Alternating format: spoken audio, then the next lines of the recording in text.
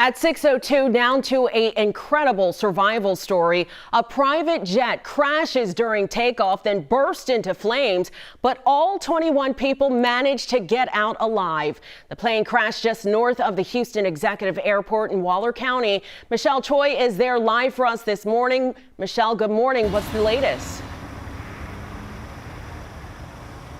Hey, Kim, good morning. Well, the NTSB is expected to come out here later today to begin to investigate what went wrong. Now, this crash happened in a field here along Morton Road this morning. You can see behind me barricades and officers still blocking this roadway. Now, guys, I got to tell you, this story is nothing short of incredible. Take a look at this photo taken shortly after the crash.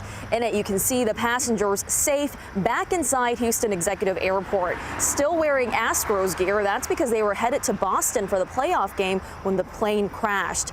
18 passengers and 3 crew members were on board this large private jet owned by Houston developer and Houston rodeo director James Allen Kent. It crashed on takeoff, slamming through a fence over a road and knocking into trees and power lines before catching fire. We actually spoke to one of those passengers who didn't want to be identified but shared their harrowing event.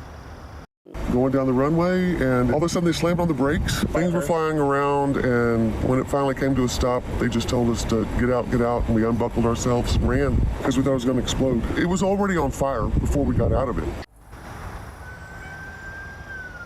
That passenger went on to tell us the pilot told them moments before crashing he and his co-pilot couldn't pull the plane up in time, so instead they tried to brake, but there just wasn't enough runway left.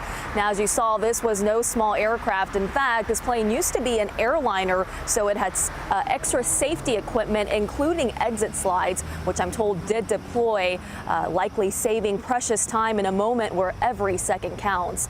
Steph, it was truly a miracle. Saving time and a lot of lives there. All right, Michelle Choi, thank you so much. Still amazing that no one was hurt. Yeah, absolutely.